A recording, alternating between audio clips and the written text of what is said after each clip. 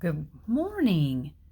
Welcome to rates. So now we're going to be dealing with rates and not so much ratios, but let me give you a hint. Fractions, ratio, and rates work very similarly to each other. So if you think of a rate as just a comparison between two numbers, the unit rate, which is what we're focusing on today, is the same, but the denominator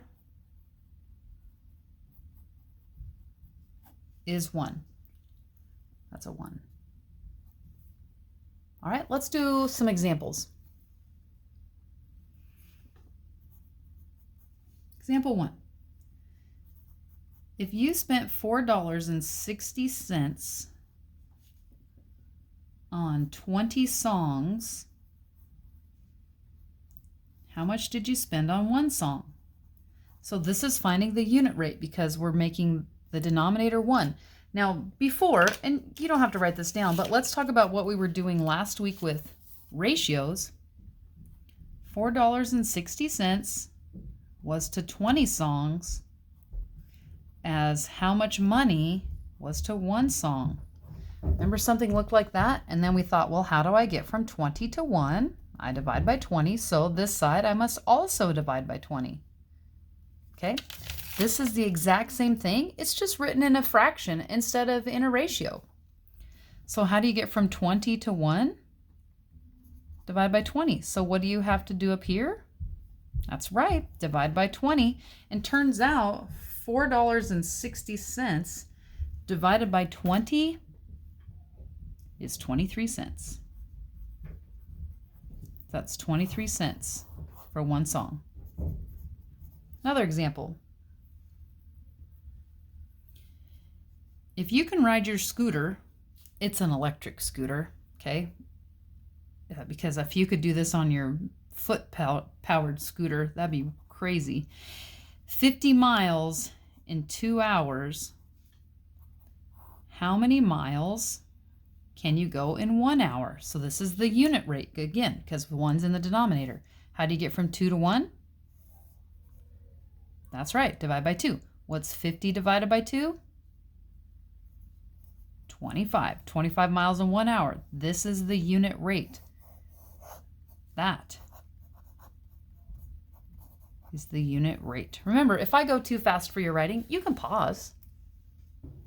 I do not really like this pen, but it's the only pen I have on my desk. Sorry if it's a little light. Example 3. Let's say you go down to Susie's and you pay $2.40 for 3 candy bars. Remember in ratios we had to label all the numbers? This is no different. We're still labeling them, but instead of the 2 dots, we're just putting this line. So question, how much did you pay for 1 candy bar? Well, to get from 3 to 1, we divide by 3, so $2.40. Divide by 3, that's right, 80 cents. How would you do that? I would get out my calculator and put in 2.4, divide 3. You're going to get 0.8, but remember it's money, so it needs to have 2 decimal places. Okay. Example 4. The Philadelphia Mint can make 2,250 coins in a half an hour. How many coins can they make in 1 minute? This is wild. This is wild. Okay, so to get from 30 to 1, divide by 30. 2250 divide 30. 75 coins in a minute. That's just crazy. Crazy. Okay, so that's what we're doing today. Unit rate. You're also going to need to do some review, so I'm just going to give you 4 quick examples. Oh, maybe even just 3.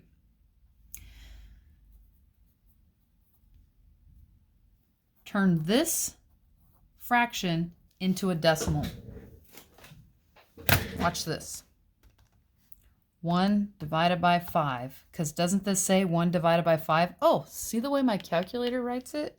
Equals 0.2. That's how you turn them into a decimal. Just that easy. Okay, example 6. Turn that. No. I need to go the opposite way. Turn that into a fraction. Okay, I don't know how to do this one on the calculator, but if you just say, instead of 0.013, if you say what this actually is, you get your answer. 13 thousandths. How do you know it's thousandths? Tenths, hundredths, thousandths. 13 thousandths. That's it. That's it. Sometimes you may have to simplify, but 13's prime and not a factor of 1,000, so we good. All right, last one. Round this number to the nearest tenth. Oh gosh, this has been a while. I know. Here's the tenths. I always underline the place value that I'm going to round to. Then I look at the number behind it or to the right of it. And what does the 9 make the 0 do? Well, 1, 2, 3, 4 stays the same. 5 and above moves up. So how do you get what's up from 0? 1. It wouldn't really be equals. It's approximately, but that's pretty close. Okay, that should get you through box 1A. A little bit of review and learning about unit rates. 1 in the denominator, and then create an equivalent ratio. Well, it's an equivalent fraction, but same idea. Okay, good luck.